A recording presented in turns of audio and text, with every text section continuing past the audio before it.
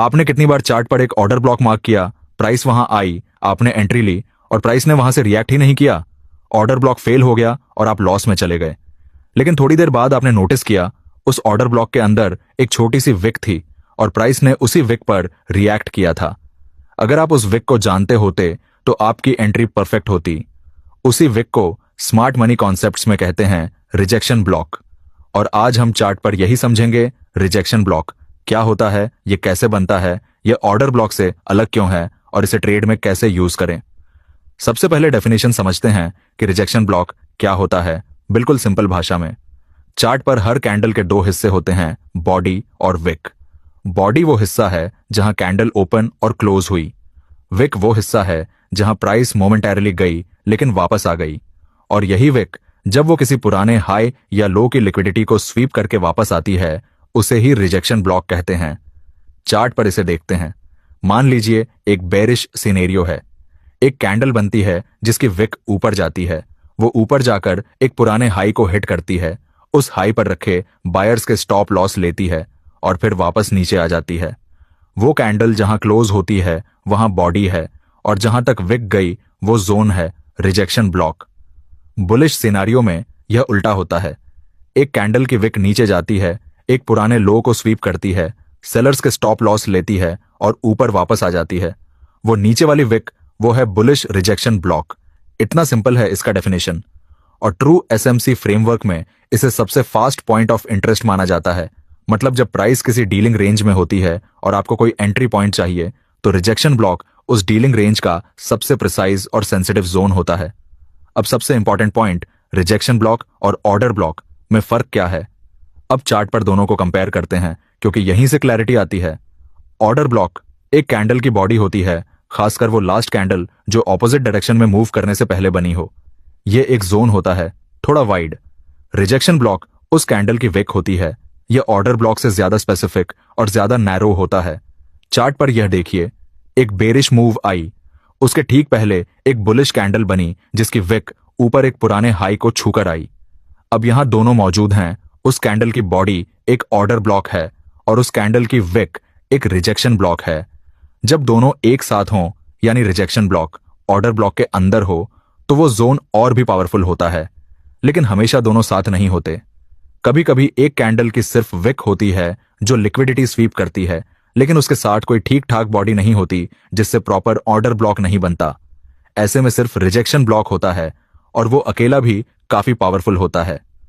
इसे अलग से समझना जरूरी है क्योंकि ज्यादातर ट्रेडर्स सिर्फ ऑर्डर ब्लॉक ढूंढते हैं और रिजेक्शन ब्लॉक मिस कर देते हैं। जब ऑर्डर ब्लॉक फेल हो जाए, यह सेक्शन बहुत इंपॉर्टेंट है और यही वो जगह है जहां रिजेक्शन ब्लॉक की असली ताकत दिखती है। चार्ट पर एक सिचुएशन देखते हैं जो बहुत कॉमन है। प्राइस एक ऑर्डर ब्लॉक पर आई, आपने यहां एंट्री ली, लेकिन प्राइस ने ऑर्डर ब्लॉक को रिस्पेक्ट नहीं किया, उसे थ्रू कर गई, आप लॉस में चले गए। अब ज्यादातर ट्रेडर्स यहां फ्रस्ट्रेट होकर चार्ट बंद कर देते हैं। लेकिन जो ट्रेडर रिजेक्शन ब्लॉक जानता है वो अब चार्ट पर एक नई चीज देखता है। जब ऑर्डर ब्लॉक फेल होता है तो उस जोन में अक्सर एक रिजेक्शन ब्लॉक मौजूद होता है जो अभी तक अनटच्ड है। प्राइस जब ऑर्डर ब्लॉक को ब्रेक करके नीचे गई तो उस कैंडल ने एक विक बनाई। वो विक वो है आपका रिजेक्शन ब्लॉक। और जब प्राइस वापस ऊपर आएगी और उस विक के लेवल को टेस्ट करेगी, वहां से एक फ्रेश बेरिश रिएक्शन मिल सकती है। चार्ट पर यह एग्जैक्ट सीक्वेंस देखिए। ऑर्डर ब्लॉक था यहां, प्राइस ने उसे ब्रेक किया, कैंडल की विक ने एक नया जोन बनाया, प्राइस वापस आई, उस विक को टच किया और फिर से नीचे चली गई। यही है रिजेक्शन ब्लॉक का सेकेंडरी यूज। जब प्राइमरी टूल फेल हो तब यह बैकअप की तरह काम करता है और इसीलिए ट्रू एज एएमसी में इसे highly sensitive point of interest कहा जाता है। बेरिश रिजेक्शन ब्लॉक, इसको चार्ट पर पहचान कर एंट्री कैसे लें। अब चार्ट पर बेरिश सेटअप देखते हैं स्टेप बाय स्टेप। यह सिनारियो तब बनता है जब हायर टाइम फ्रेम पर बेरिश बायस हो और स्मार्ट मनी ऊपर की लिक्विडिटी स्वीप करके नीचे जाना चाहता हो। चार्ट पर देखिए, ऊपर एक पुराना हाई है जहां बाय स्टॉप लॉस है, यह बाय साइड लिक्विडिटी है। अब एक कैंडल बनती है जिसकी विक ऊपर जाती है, उस हाई को ब्रीफली टच करती है, लिक्विडिटी स्वीप करती है और कैंडल का बॉडी नीचे क्लोज होता है। वो ऊपर वाली विक, यही है हमारा बेरिश रिजेक्शन ब्लॉक। अब इस रिजेक्शन ब्लॉक को चार्ट पर मार्क करें। यह जोन है विक के टॉप से लेकर उस कैंडल के बॉडी के टॉप तक। जब प्राइस वापस इस जोन में आए, यहां सेल एंट्री लेनी है, क्योंकि यही वो एग्जैक्ट लेवल है जहां स्मार्ट मनी ने लिक्विडिटी ग्रैब की थी और बेरिश मूव शुरू किया था। प्राइस इस लेवल को रिस्पेक्ट करती है क्योंकि यहां अभी भी अनफिल्ड सेल ऑर्डर्स हो सकते हैं। ये एंट्री इतनी प्रिसाइज होती है कि आपका स्टॉप लॉस बहुत छोटा रखना पड़ता है, बस विक के टॉप के थोड़ा ऊपर, और टारगेट होता है नीचे की सेल साइड लिक्विडिटी पर। इसीलिए रिजेक्शन ब्लॉक बेस्ड एंट्रीज में रिस्क टू रिवॉर्ड नेचुरली बहुत अच्छा होता है। बुलिश रिजेक्शन ब्लॉक, इसको चार्ट पर पहचान कर एंट्री कैसे लें।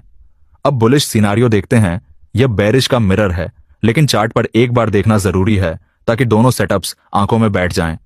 चार्ट पर देखिए, हायर टाइम फ्रेम बुलिश बायस है। नीचे एक पुराना लो है जहां सेल स्टॉप लॉस हैं। यह सेल साइड लिक्विडिटी है। एक कैंडल बनती है जिसकी विक नीचे जाती है, उस लो को स्वीप करती है, लिक्विडिटी ग्रैब होती है और कैंडल ऊपर क्लोज होती है।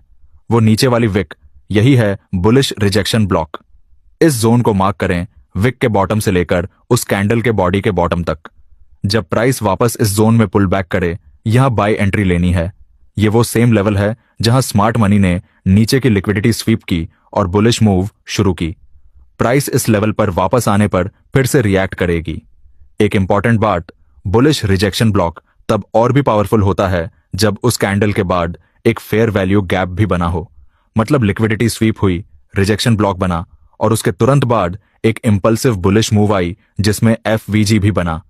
ये तीनों एक साथ, ये कॉम्बिनेशन चार्ट पर जब दिखे, वहां एंट्री का कॉन्फिडेंस लेवल सबसे ज्यादा होता है। अब एक ब्रॉडर पिक्चर देखते हैं, डीलिंग रेंज में रिजेक्शन ब्लॉक कहां फिट होता है। ट्रू एज एमसी में डीलिंग रेंज वो रेंज होती है जो एक स्विंग हाई से एक स्विंग लो के बीच होती है। इस रेंज में कई पीडी एरेज होते हैं, order blocks, fair value gaps, breaker blocks और रिजेक्शन ब्लॉक्स, और इन सब में सबसे फास्ट रिएक्ट करने वाला रिजेक्शन ब्लॉक होता है। चार्ट पर एक डीलिंग रेंज मार्क करें, ऊपर स्विंग हाई, नीचे स्विंग लो। अब प्राइस इस रेंज में कहां है? अगर प्राइस रेंज के टॉप पर है और आपको सेल एंट्री चाहिए तो आप रिजेक्शन ब्लॉक ढूंढिए। वो कैंडल जिसने ऊपर के हाई को स्वीप किया, उसकी विक आपका एंट्री जोन है। और अगर उस रेंज में पहले एक ऑर्डर ब्लॉक था जो फेल हो गया, अब वही फेल हुआ ऑर्डर ब्लॉक आपको रिजेक्शन ब्लॉक की फॉर्म में एक सेकंड चांस दे रहा है। चार्ट पर इन दोनों सिचुएशंस को आइडेंटिफाई करने की प्रैक्टिस करें और आप नोटिस करेंगे कि रिजेक्शन ब्लॉक आपको एंट्रीज देता है जो ऑर्डर ब्लॉक अलोन नहीं दे पाता। यह कॉन्सेप्ट इसीलिए वैल्यूएबल है क्योंकि मार्केट हर बार परफेक्ट नीटली फॉर्म्ड कैंडल्स नहीं देता। विक्स अक्सर ऑर्डर्स ब्लॉक्स को स्लाइटली ओवरशूट करती हैं, और जो ट्रेडर सिर्फ ऑर्डर ब्लॉक बॉडी देखता है वो कंफ्यूज्ड होता है। जो ट्रेडर रिजेक्शन ब्लॉक देखता है वो उस ओवरशूट को अपॉर्चुनिटी की तरह ट्रीट करता है। तो दोस्तों, आज हमने चार्ट पर पूरी तरह समझा कि रिजेक्शन ब्लॉक क्या होता है। यह एक लिक्विडिटी स्वीप करने वाली कैंडल की विक है। बेरिश सिनारियो में ऊपर वाली विक, बुलिश सिनारियो में नीचे वाली विक। यह ऑर्डर ब्लॉक के साथ हो तो और पावरफुल होता है, और जब ऑर्डर ब्लॉक फेल हो जाए तो यह अकेला एक हाईली सेंसिटिव एंट्री जोन बन जाता है।